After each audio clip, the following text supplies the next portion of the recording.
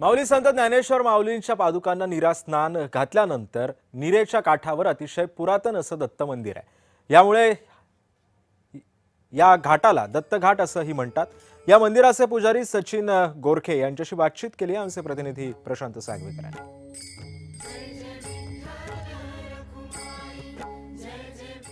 जय हरी विठ्ठल। मी आता निराकाठावरती आहे आणि माऊलींच्या पादुकांचं शाही स्नान आत्ताच पार पडलंय। माझ्यासोबत सचिन गोरखे गुरुजी आहेत, जे आत्ता या निरास्नान आणि या संपूर्ण घटनाक्रमामध्ये खूप महत्त्वाची भूमिका बजावतात।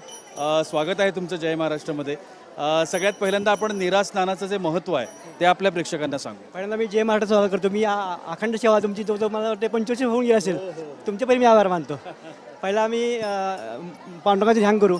समचर सौरजम सांद्र नीलांबुदाभम जगमिति पाणिं मंडनं मंडनानां तरण तुलसी माला कंधरं कज्जनेत्रं सददेवलहासं विठ्ठलं चिंतयामि। पंढरीनाथ भगवान की।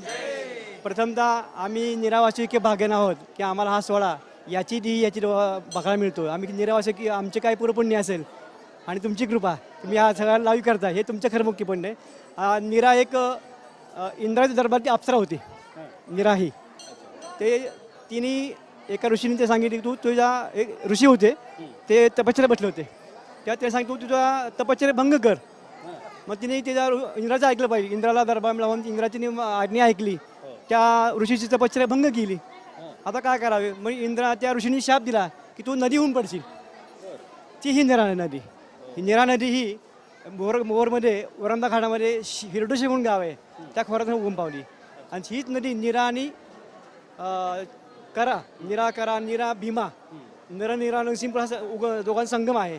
या ठिकाणी निरेचा अभंग सुद्धा आहे। संत नामदेवांनी म्हणलं आहे, निरा भिवरा परता सृष्टी तुष्टी त्यास करता स्थान सृष्टी आती अंती वैकुंठ प्राप्ती ऐसा परमेष्ठी बोला। मग कोण? भगवान परमेश्वर हा बोलला आहे की आम्ही हा जो निरास्नाना जो सोहळा ज्या ठिकाणी सर्व भाविक ठिकाणी अति आनंदाने सोहळा पार पडतात।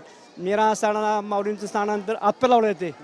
या ठिकाणी निरांना माऊलींना तुळशीहार घातला जातो आणि निराचे पुढं निवडायला मार्गस्थ होते। साधारणतः माऊलींच्या पादुकांना स्नान घालणं ही जी प्रथा आहे, परंपरा आहे, ही साधारण कधी चालू झाली असेल माहिती आहे? जवळजवळ 100 वर्षाची परंपरा आहे। आमची गोडके परिवार, मला तर आठवत आहे 100 वर्षाची परंपरा आहे त्यांच्या आधीत। आणि तेव्हापासून हे असंच आहे। आणि आम्ही एक भाग्यवान आहोत की आम्हाला हे स्नान करायला मिळते। आणि दोन्ही पादुका म्हणजे तुकारामांच्या पण आमचं एक अकलूजला सराठी गाव आहे, त्या ठिकाणी तुकारामाला पण सांगत जाते आणि माऊलींचं नाव निरा सांगत। आळंदीपासून पहिलं स्नान आहे, नंतर कुठं स्नान नाही, डायरेक्ट चंद्रभागास पंढरपूरलाच। हा सोहळा बघण्यासाठी अख्खा लंडनपासून दिंडी आली। खरं आम्ही भाग्यवान आहोत। आणि लंडनची दिंडी इथे पण येऊन गेली सकाळी दंडी येऊन गेली। त्यांना सुद्धा हा सोहळा अतिरम्य वाटतं। आम्ही असं दरवर्षी सोहळा करणार असं आम्हाला त्याला वाटलं, म्हणून अभंग आहे, जाता पंढरीसी सुख वाटे जीवा असा जाता पंढरीसी सुख वाटे जीवा आनंद केशवा भेटच से जाता पंढरी या सुखाची उपमा नाही त्रिभुवनी या सुखाची उपमा ज्ञानोबा माऊली तुकाराम ज्ञानोबा माऊली तुकाराम ज्ञानोबा माऊली तुकाराम। वा वा वा वा, खूप सुंदर खूप सुंदर।